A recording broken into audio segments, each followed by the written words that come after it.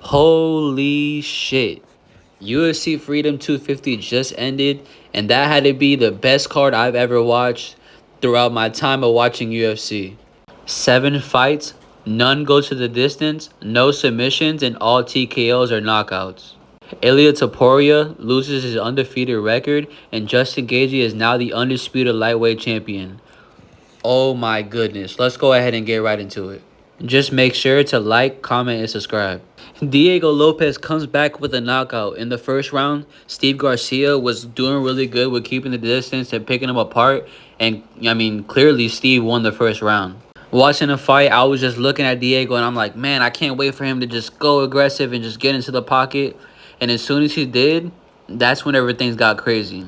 Because just like I said, whenever Diego Lopez got into that pocket and was able to get into the range of Steve Garcia, that's where Steve Garcia was in danger, and he was able to chin him bad in the second round. He dropped him, got on top, finished out with some ground and pound, knocking Steve Garcia cold out. And that was crazy because Steve Garcia was clearly winning the fight. And he did show that, if he was able to keep that same game plan for all 3 rounds, he definitely could have won by decision. But he did end up just saying, fuck it. Whenever Steve Garcia says fuck it, he just comes into the pocket, kind of swing shots. And when you do that against a guy like Diego Lopez, he definitely can catch you. I was going back and forth on this fight with a lot of people because people were telling me that Diego Lopez had pillow hands. And I was just like, what are you guys talking about? Diego Lopez was able to show that he's at a different level. This is a huge jump in competition for Steve Garcia. And I know everybody that has Steve Garcia was looking at the first round and I was like, oh man, I think he's going to get it done by decision. But you cannot sleep on Diego Lopez. He got the crowd going, the night going, and here he got the first knockout, and this is not where it ended. Because next up we have Bo Nickel versus Kyle Dawkins. And, Bo Nickel was able to get him out of there in the first round. That was a pretty shitty performance by Kyle Dawkins. I thought Kyle Dawkins would pose more of a threat here in this fight, but pretty much from the start, Bo Nickel was able to pick him up, pretty much toss him in the air, and then slam him back down.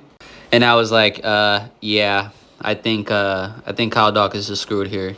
Sure enough, he was able to get, a lot of top control, able to cut him up by landing some short elbows on top. But then eventually it gets back on the feet, and that's where Bo Nickel hurts Kyle Dawkins, and Kyle Dawkins drops. And then Bo Nickel follows up with some ground and pound, and the ref has to pull him off.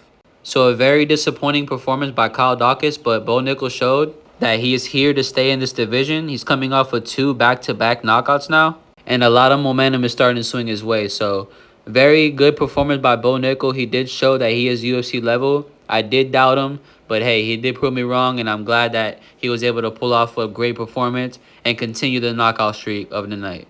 Because I know a lot of people had him by decision, or maybe him winning in the later rounds, but overall, I did not expect Bo Nickel to come out and get rid of Kyle Dawkins in the first round, and I'm very impressed by it. So, all props to Bo Nickel, and I hope to see him, be active within the UFC, and I'm excited to see what they give him next.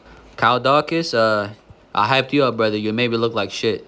Another amazing performance as Rufy is able to TKO Michael Chandler, and pretty much dominate the whole fight.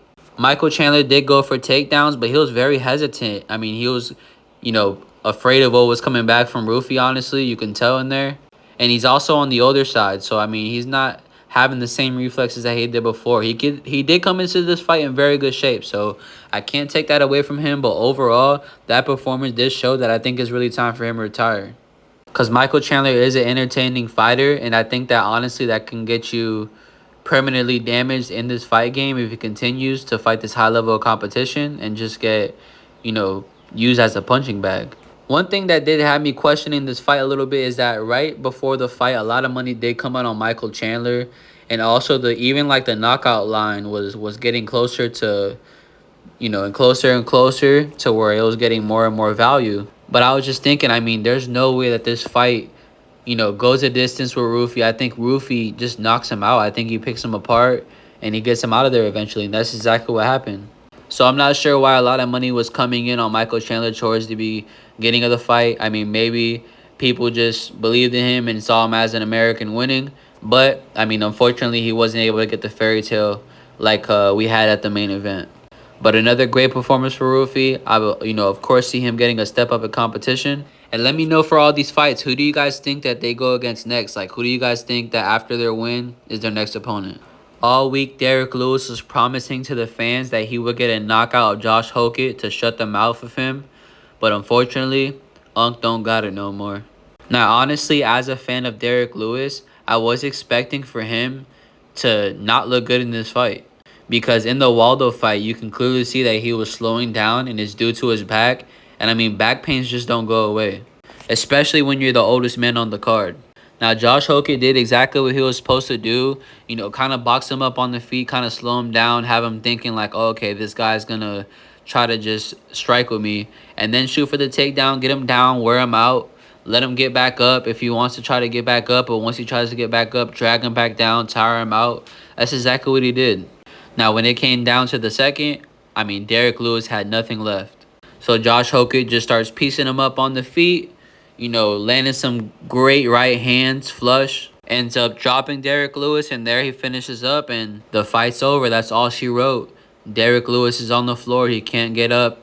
And Josh Hokett just had a dominant performance to where he was able to get a finish on Derek Lewis. I honestly was expecting for Michael Chandler and Derek Lewis to retire after they lost their fights because I knew they would both get finished.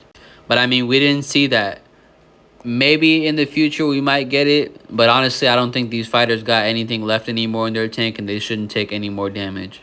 I'm a Derek Lewis fan. I love that he has the knockout record still. He's still an active fighter, but he's no longer the same fighter. He doesn't have the same speed, and he doesn't have the same danger anymore. It's sad to say, but I think he's done. Overall, though, credit to Josh Hokett. I'm not taking anything away from him.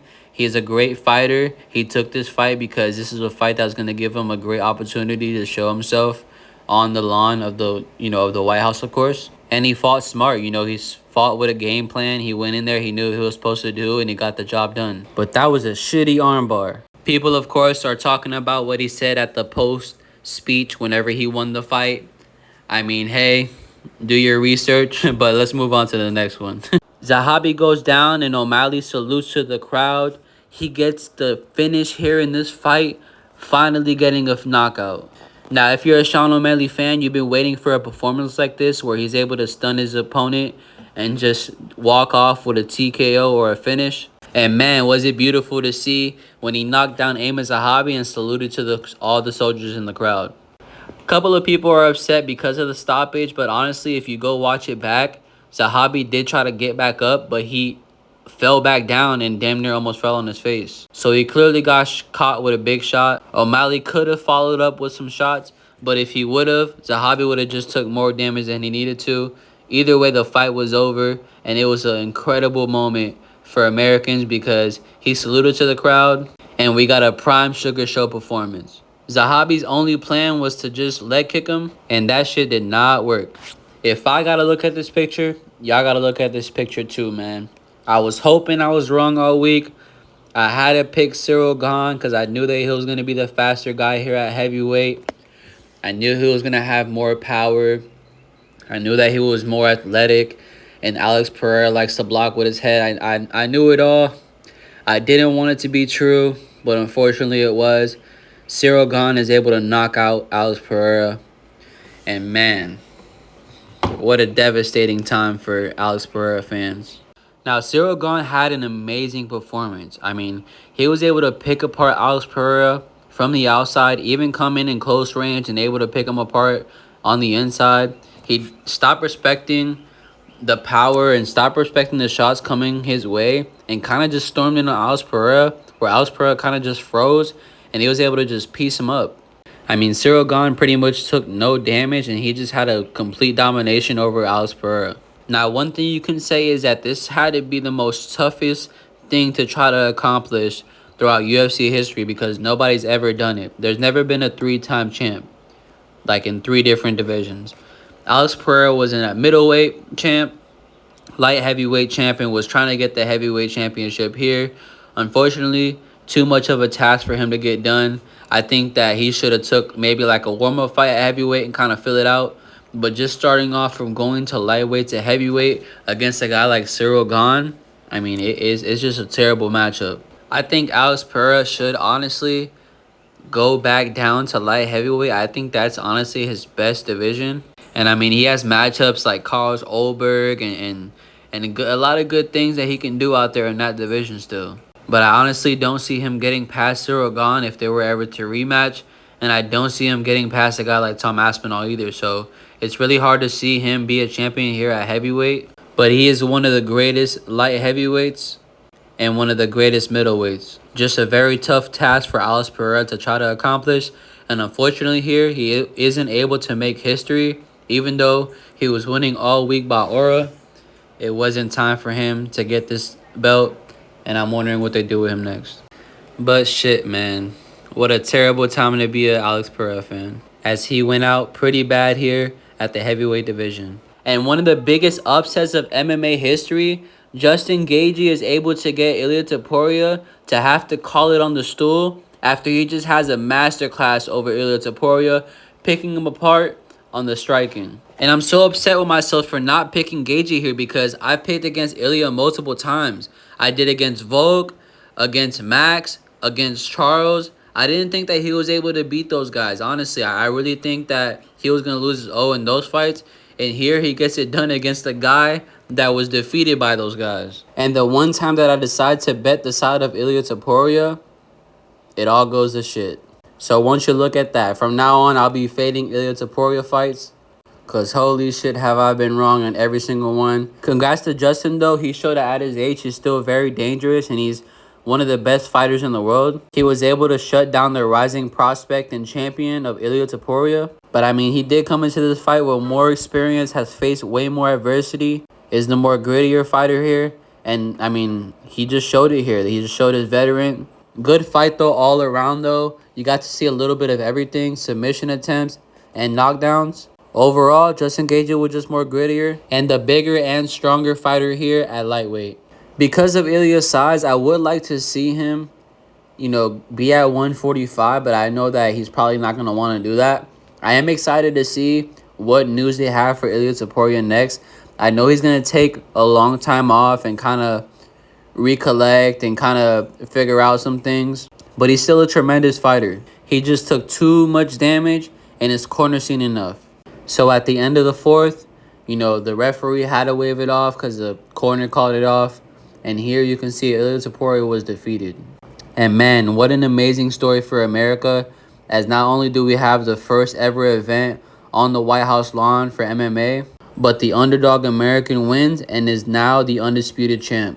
Now, Charles Oliveira is calling out Justin Gaethje. He wants to put both the BMF belt and the lightweight championship belt on the line. And yeah, I'm interested in seeing that fight. But I think overall, this is the perfect ending for Justin Gaethje. I think, honestly, even with winning the lightweight championship, it could have been a good spot for him still to retire. He finally got what he wanted. And honestly, I mean, I don't see him being successful defending it. Not trying to count him out again, of course. But, I mean, at this point in his career, he's pretty much already fought everybody. He's beat the prospects. He's now the champion. And this will be a perfect ending for Justin Gaethje's career.